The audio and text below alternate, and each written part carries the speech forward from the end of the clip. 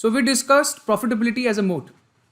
Now we all know Apple is a hugely profitable company and have a moat of some sense. But to truly understand how deep that moat is, let's compare the Apple financial statements with Samsung, one of its closest and the biggest competitors.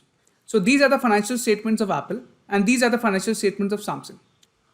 Let's take a common period between them.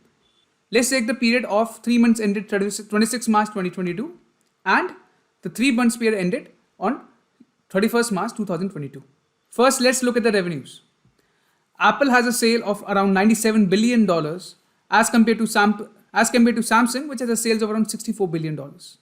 That means that Apple has a much higher market share.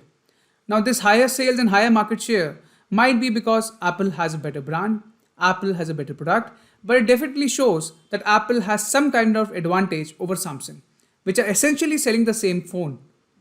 Now, the cost of sales of Apple and the cost of sales of Samsung are almost similar when it comes to percentage terms. Apple has a GP margin of around 43.75% and Samsung has a GP margin of around 40%. But the difference comes when we are looking at the SG&A expenses. Now remember, the SG&A expenses include your marketing expenses also. So that means that Apple, having a sales of around $97 billion, is spending SG&A expenses of only $12 billion. Whereas Samsung, having much less sales of only $64 billion, has to spend higher than the Apple SG&A expenses, and that is around $13 billion. And that is where the real power of Apple comes into picture. Apple has an operating profit margin of 30% as compared to Samsung is reduced considerably by only 18%. That shows that Apple has a much better brand as compared to Samsung because Apple has to spend much less on its advertisement and marketing to sell its product. That means Apple enjoys a much better position in terms of branding in the consumer eyes. And when it comes to profit margins, obviously since the operating profit margins of Apple is very high, they have a higher net profit margin, earning around $25 billion on the sales of $97 billion, and Samsung is only earning $9 billion on a sales of $65 billion. So here we can see that there is an indication that Apple's profitability moat, Apple has a highly profitable moat as compared to Samsung, and that moat may be because of its huge branding value, and because of huge branding value, it requires to spend less on its advertisement. And essentially, both Apple and Samsung are earning around 40% gross profit margin on every dollar of sale they are making. So calculation of profitability as a moat is quite simple. We take gross profit, which is sales minus cost of goods sold. From those gross profit, we deduct operating profit. How do we reduce operating profit? We take gross profit and we deduct selling and general administration expenses before interest and we get operating profit. From there, we deduct other expenses and other income and we get our net profit. Let's take another real life example. India is one of the biggest consumer economies in the world with the highest population in the world. Let's look at the biggest paint companies of India, Asian Paints and Berger Paints. Let's look what kind of moat do they companies enjoy. These are the income statement of Asian Paints and Berger Paints. Don't worry, I will put these income statements with the course. Now here we have the revenues from operations. We have a lot of expenses. We have your profits and you have your profit after tax. Similar in Berger Paints, we have your income, your expenses, your profit before tax and your net profit.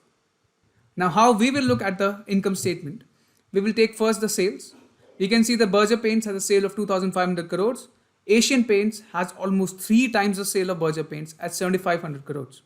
The cost of sales of Berger Paints is 1,610 crores and Asian Paints is 4,693 crores.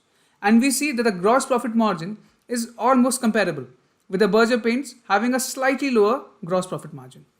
We move down the line and we see that the employee benefit expenses, that is the salaries, the depreciations, the other operating expenses, other incomes, and we get our operating profit of 339 crores for the Berger Paints and almost 3 times profits of Asian Paints of 13,110 crores and almost 3 times the profit of Asian Paints 1,310 crores. And we see that the operating profit margin is higher in case of Asian Paints by almost 4%. That means that Asian Paints might have a higher brand value and definitely Asian Paints has a much higher market share as compared to Berger Paints. Now, the net profit of Asian Paints is again almost 5 times the net profits as compared to Berger Paints because of the simple fact that they are having a much higher sales value as compared to Berger Paints. So, what can we deduce by looking at this statement? Let's understand what kind of moat Asian Paints has. See, Asian Paints is India's biggest paint company by market share, with more than 50% of the market, and Berger Paints is coming at distant second. This fact can be seen with their revenues. Asian Paints having 3 times the revenue.